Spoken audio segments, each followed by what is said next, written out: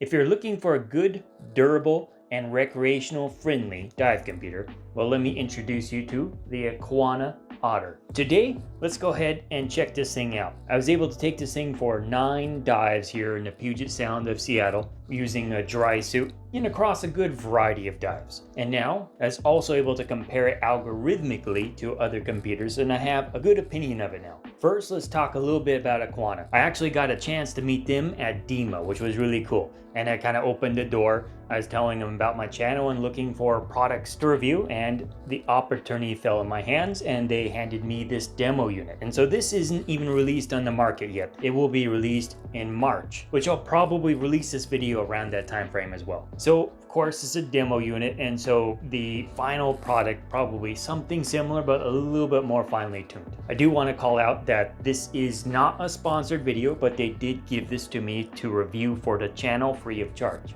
No one's bending my arm behind my back and telling me to give them a good review. But as always, my goal is to always give a fair review and find who is a good match for the product. And with that said, let's talk a little bit about Akuana. So Akuana is a Chinese company that is founded by cave divers in China and has grown their technology to the Chinese military. And these dive computers have been adapted from the CCR units that they're using for the military for recreational diving. It's the same software, same unit, and everything similar, just a little bit more user-friendly for the wider market. And this one in particular is not CCR friendly. So let's go ahead and dive on into the details on what the Otter is. First of all, the Otter supports 3 different modes. There's the air mode, which if you're breathing air out of your cylinder, that's the mode you want, which is always kind of funny to me because they have a nitrox mode too, but nitrox could just be 21% air. You could just have, I don't know why dive computers always have 2 modes, but it's not just an Otter thing. It's kind of all the dive computers. But it's just funny because 21% nitrox is just... Anyways, you have 2 different modes, and you can have the nitrox mode or air mode. What's cool is if you start diving, it won't lock you out of either of them, so you can do one dive and change it on the next. This one's not super aggressive to locking you out of anything, at least as far as I can tell. Although I wasn't breaking any rules I shouldn't be, so I wasn't trying to test it to see if it'll lock me out. But from the manual and from what I've read, it's not intentionally trying to lock you out of anything. So it gives you the information you need to keep you safe, somewhat similar to what Shearwater's model is. And then last of all, they have gauge mode. And so it took me a while to figure out the use of gauge mode, but now that I'm doing tech diving, I've kind of figured out more about gauge mode. And so gauge mode is more of when you just want it to basically be a timer tracking depth and other details, because you aren't using it to basically track your nitrogen load. It's just really more of a backup computer in case your main computer fails. So gauge mode is nice, and it has all the information there. And surprisingly, you can take this bad boy down to 100 meters or 330 feet. So that's more than anyone will dive recreationally. But the importance is this thing is built sturdy. And for you dry suit divers out there, it does come with a strap extension for the dry suit as well, which by the way, I think I lost in my transition from DEMA to here. So I can't show you that. And I've just been kind of struggling to get this on my dry suit. It does work, but I'm glad they also send a dry suit extension so you don't have to go through the pain I had to. It fits, it's just not easy, and it's my fault for losing it. And I probably could jerry rig something, but I was able to fit it onto my dry suit anyway, so it's fine. But it also comes with a wireless charger that charges by USB-C. And I've only had to charge this once in the 9 dives, and I really didn't have to charge it. So according to the box, this can run 20 dives before having to be charged. And I didn't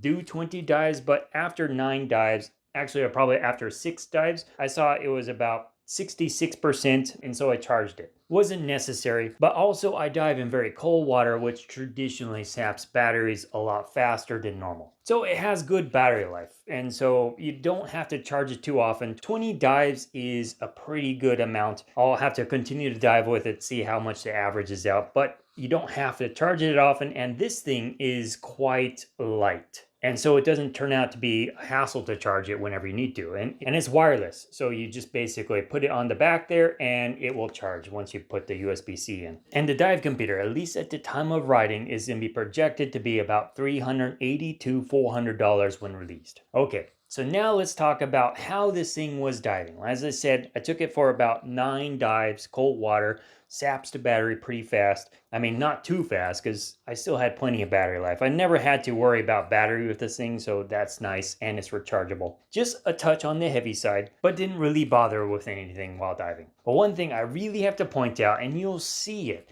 as I was filming and trying to show it with several other dive computers, is this is a very beautiful screen.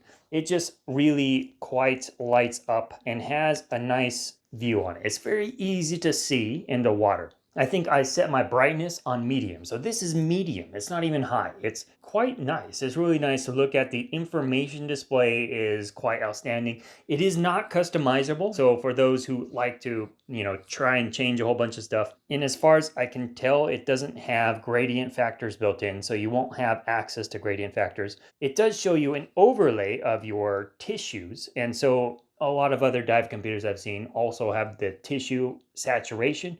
And so that is very similar. And if you're not familiar with gradient factors, then check out this video up here. I'll link it. Watch it after this video because that will change your world and how you see decompression. But anyways, dive computer is really meant to keep you safe and project that decompression model in front of you. And the tissue UI is a great projection. Across my dives, I use this as my main computer on some and sometimes just engage mode. Out of the box, I was surprised that it doesn't have any audible alarms turned on by default, which is quite nice. And this has been quite a nice, sturdy recreational computer to me over the years. And it's priced a little bit cheaper. This is the Zoop Novo. It's not apples to apples, it never is, but I figure this is a great dive computer to compare them against. And so I just wanted to give you a baseline of what's on offer, and this thing's been around for years, so that's my baseline. And one of the things this baseline is offering is very noisy alarms, and I can't tell you that how annoying they can be. And so this one's silent by default, but you can turn them on, which I can't speak to because I didn't bother with it. But what nice thing is it rumbles. So I love the silent alarm. And so Zoom Novo doesn't offer that silent alarm, at least not in the older version I have. Maybe the newer one, I'll have to verify, but this one does. And that is quite nice. And neither of them give you the option to change the display at all. This one does allow you to cycle through some different displays. And so one of them is a digital compass, which is kind of nice. It tells you the compass reading. I'm not a huge fan of digital compasses. I almost always keep just a normal compass on me. I always wear it on my hand. But if that failed or I lost it or, I just didn't have it for a reason, this is always nice to have on a dive computer as a backup. And of course, it will also have your tissues on here on an actual dive as well. That tissue gradient chart. Actually, it's because I have engage mode. And so to compare, this thing has 2 buttons, kind of like the Mayor's Puck. And this one has 4 buttons. And you know what's funny? I'm an engineer, and I like to tell people I'm not a rocket scientist, but I can operate dive computers. And so I feel that's probably in the same league. So it's actually kind of funny. When I first got this thing, it has 2 buttons. I couldn't even figure out this thing. So, I mean, you kind of have to be a rocket scientist, or maybe this qualifies me to some degree to be a rocket scientist. No. Anyways, it's complicated. And so let me show you the quick 101. And so what's on, you can push both buttons here to change modes. You can kind of see changing through the different modes. And so when you get to the menu, you can use the top button to cycle, and the bottom button is selecting. So I can also show you the logs. And so we can go into the logs. And one thing I was really impressed, and it probably shows how kind of nice this display is you can kind of see one of my dives. It was 78 minutes and down to 105 feet at 52 degrees Fahrenheit. I can't convert that off the top of my head, but that's pretty cool. It's a nice log. If you wanted to transfer this to a manual dive log, write it down, all the information's there. And it just gives you one more screen for that. And it's a nice little chart. You can kind of see how we dropped down, went over a small little hill, dropped down more, and then we came back and did some deco time. and then we ended our dive. That's a pretty nice graph to have built in. You don't need to see it on a bigger device, and it operates pretty well once you get the controls down. And really, the control schema that I just went over, once I figured it out, it's pretty straightforward. And so I'm hoping I save you time out of the box if you are interested in this dive computer as well. Every single dive computer takes a little bit of like mental gymnastics to figure out how to operate it. And so one down. And it's funny because on the website, it does actually say that it supports 3 modes, but when I'm actually looking at it now, it actually just has Scuba engaged. So they were probably reasonable enough to realize, hey, 21% versus nitrox is pretty much the same. Just allow the user to set the oxygen level. And by the way, if you're new to the nitrox terminology, I don't want to leave you in the dark. So check out this video next, and I'll go and tell you a little bit about what nitrox is and the benefits it has for you. But also a nice little thing is because of how well colored it is, and you'll see from my videos I recorded, it's really hard to be confused with the safety stop. It uses coloring very well to make things very obvious. Sometimes I got really confused with the Zoop Novo when I first started diving. I just remember like, what do these numbers mean? And so obviously this one empowers you. Green, good, red, bad, yellow, probably getting close to bad. So anyways, it's pretty obvious when you're probably doing something you shouldn't be because it's indicating to you different things that might be causing problems. And another thing to talk about is the weight. Compared to this thing, it's almost double the weight at what I weighed as 9.8 ounces or 277 grams. That's what I weighed. But on the box it says 330 grams or 11.6 ounces. So it's a bit heavy, and that's not always ideal, but there's a lot heavier gear. So something to factor in and keep in mind, it's not the lightest dive computer. And I assume that's because of the rechargeable battery that's inside. It comes with costs. But while diving, no matter how dark it was, from night dives to just really deep waters where there is no ambient light, I could always see the screen. And so sometimes I would have to either hit the backlight button on this or I would have to shine my light on it to see it. With this thing, it was always visible. And so it's a good battery life. It's always really quite colorful. The display and information has a good layout. I was never confused by anything on its layout. And it's worth noting, while gradient factors aren't entirely exposed, you can set the conservative mode to high, medium, or low. Okay, let's talk a moment about the quality of this thing. And so for the most part, this is a much higher quality just by feel than the Suunto Zoop because of how sturdy this thing is, and also very simplicity. One nice thing I like about it is it has no buttons on the side. The 2 buttons are on top facing outward, and it's really hard to depress them. And the buttons have a nice kind of feel to them. You will know even with dry gloves on when you're feeling them, and they kind of have a nice little click to them. I've only drove with this thing 9 dives, but I have taken it down to about 110 feet, or that's a little over 30 meters. The band itself is very thick, very high quality, and so far there are no scratches on the display. It does have a little display protector on there built in, but I'm surprised I haven't scratched this thing yet because it's almost like the thing. It's my thing. I will buy a brand new dive computer, I'll scratch it instantly, and so far so good. It's worth noting that this thing is entirely factory sealed. So if the battery does break on you, you're kind of SOL, if you will. Shit out of luck. But it's hard to speak about the quality of the battery and how long this will live for the time that I've had to review it, and I'd have to use this for years. And so at least from my standpoint now at this review, it does look pretty high quality and I've had no issues with it yet. Time will tell otherwise. But being this is a derivative of a military computer, I do feel they probably have the funds and the technology there to make these things last. Otherwise, there's no O-rings, there's no anything to worry about, there's no changing the battery on this thing. You just have to charge it every once in a while. Keep it easy. So in terms of maintenance, none. That's nice. And in terms of how to get the dive logs off, there is, I believe, an app, but at this time, I don't think it's entirely ready. And so I wasn't able to test it out. But I know traditionally the Zoop Novo has also had some difficulties. I don't know if they've improved it, but I had to buy a special cable to get the dive logs off of this one. So that one's not easy either. So maybe it's improved over the years. We're supposed to be able to connect this thing up and download your logs off of it as well. Oh, and I just wanted to show how pretty that that graph is. So that's your tissue graph right there.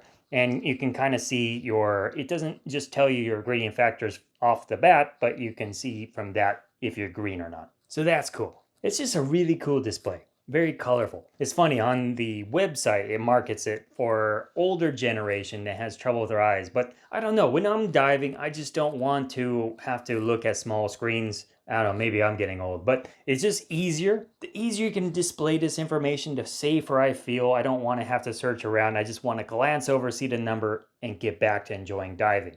So usually it's kind of like my display HUD. I just have it there, glance, okay, I'm good. And the easier that is, the less I need to worry about it. And so this does a good job at being that HUD in front of your face. Let's talk about who this is for.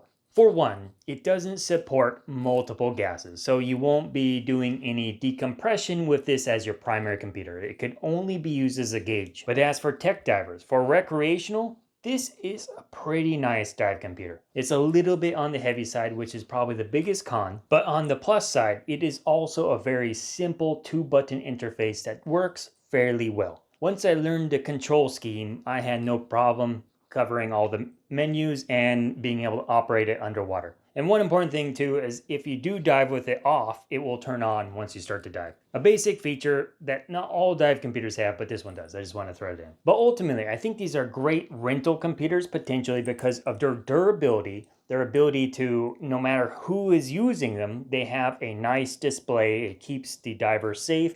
It has a good experience. It's easy to set up. And also even for recreational students. It's really probably the most beautiful display I've used for recreational diving, at least for the lower end tier. I know this isn't very low end, so maybe it's mid tier in terms of pricing, but you do get that nicer display. So the questions to ask yourself, is this for you? Do you want that really easy display that's kind of bright, rechargeable, big numbers, and easy to set up and not worry about really much configuration after just a few things like selecting language, setting your date, time, and charging it occasionally. Pretty much hands off otherwise. And there we are. That's the Akuana Otter. If you're interested in buying one, I'll have a link somewhere. I can't guarantee it's a link that is I'm gonna have commissions off of, but regardless, my goal with the video was to show you what this is all about. If you're interested in buying it, I really appreciate you using the link, but it's always your choice. And during this video, I talked about gradient factors, which is something that I was really excited to learn about, and I hope you are too.